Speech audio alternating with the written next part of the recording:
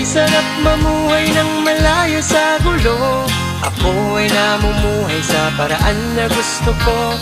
Pakiramdam higit sa anumang yaman sa mundo.